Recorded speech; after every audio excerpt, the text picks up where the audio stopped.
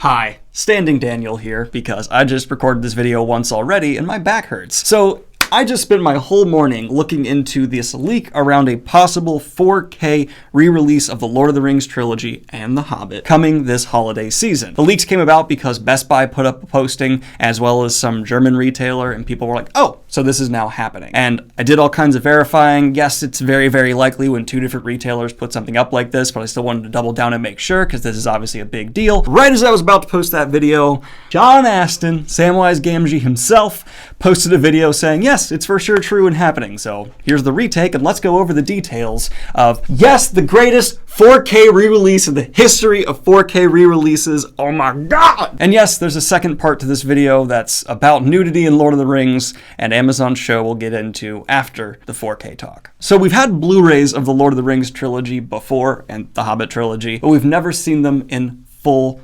glorious 4K. That's going to be the case December 1st, when they will be put out, just in time for the holiday season. Obviously, they're trying to go for all those moms, dads, sons, daughters, cousins, grandmas, grandpas. Put it on their Christmas wish list. I know it's going to be on mine.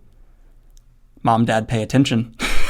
So let's go over the questions we still have. With a price of $119.99, we actually don't know for sure if this is going to be the extended editions, the theatrical editions, or both. I would assume both. They have nothing to lose, and the leaked art of like what it's going to look like has a lot of DVDs, so I would assume with current abilities of data storage, this looks like enough for all three movies, or 6 if you include the Hobbits, to have both versions available. And I would hope that's going to be the case. If it's not, I would expect to see Tolkien fans burning down the country and tearing the foundations of this world apart, because we want the extended editions. That's very important to us. Very, very. If I can't get the 4K extended, why do I exist if I can't get these? And it's not been confirmed whether or not there'll be a digital code included in these, but I'm sure details will come about as the days go on. And one final bit of information I was really excited to hear from Sean Astin's announcement is that Peter Jackson himself oversaw this 4K project. So that is giving me even more faith that this will just be spectacular. I love 4K remasterings. I used to think they didn't make that big of a difference, but after seeing a few of them, especially most recently the Back to the Future one, it's a game changer for a viewing experience of a movie. And I know this won't look as substantially better as like the original Back to the Future release compared to Lord of the Rings, because Lord of the Rings came out so much later, but it's gonna be a big step up. And like I needed another excuse to rewatch the Lord of the Rings trilogy. So let me know if you're going to be ordering this in the comments down below. I have a prediction we'll see this break records for a 4K ordering. That's just my thoughts on the matter. And are you going to get just the Lord of the Rings ones, the Hobbit ones? How are you going to do this? And before we jump into the second story of the day, I want to do 1 second of self-promo and just let you know that tomorrow I'm actually putting out my review of the original Lord of the Rings trilogy, the books. I already did a long video on the movie. That's going to be right there. But now I'm going to be doing my review of the books through the lens of how would they appeal to a modern audience, how well would they hold up, and what would their critical reception be. So if you'd like to see that and you haven't subscribed already, all that YouTube soulless crap, go ahead and do so you can catch that dropping tomorrow at 9 a.m. And now let's go ahead and transition to the second Lord of the Rings story of the day, specifically revolving around Amazon's Middle-earth show. It seems they've hired an intimacy director to be involved, which, if you don't know, an intimacy director is someone who is on set to make sure if there is a sticky fun time scene, it comes across, sensual and all that, and not awkward. And also they have sent out emails to people saying, hey, if you're involved in this project, there will be nudity, etc., etc.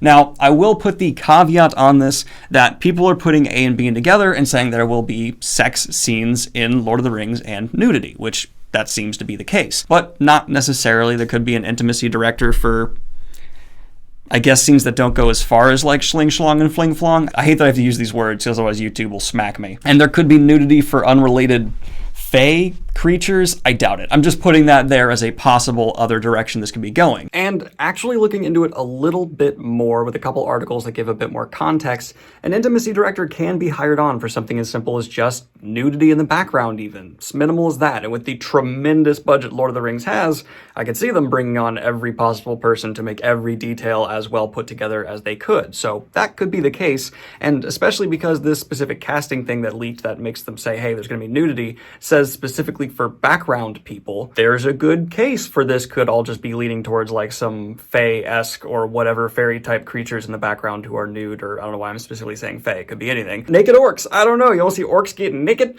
but I'm just saying like there actually is a good case that we're not going to see Game of Thrones style level graphic sex in this show. And we've seen some fans have a pretty strong negative reaction to this, especially on like Lord of the Rings subreddits and Twitter and all that, because they see it as a direct violation of Tolkien's vision. If you haven't read Lord of the Rings, it's pretty sexless. There's not a whole lot of going into any form of sex within those books, and taking a step to have this in a show seems like a direct contradiction to Tolkien's vision. Boy oh boy, if there's one fan base that wants you to respect the author's vision, it's the Tolkien fans. The counter to this is people who are going, it's just sex, it's not that big of a deal, the human body is not inappropriate, and who cares if they decide to go that far with some relationship scenes. I'm gonna be honest, I do fall more into the latter. I don't see sex or nudity as anything wrong. I think it's fine to be in whatever. I mean, hell, we used to have sex and full frontal nudity in like PG-rated shows before America decided to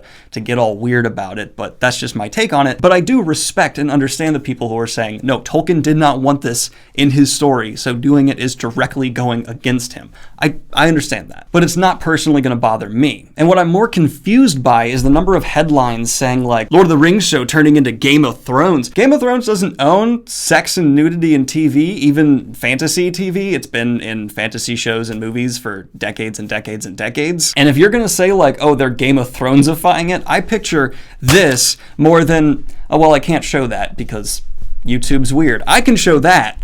I can't, well, I'm not going to show it because I can't show that. Isn't that odd? So this is just a case of like, no, I think this side has an argument.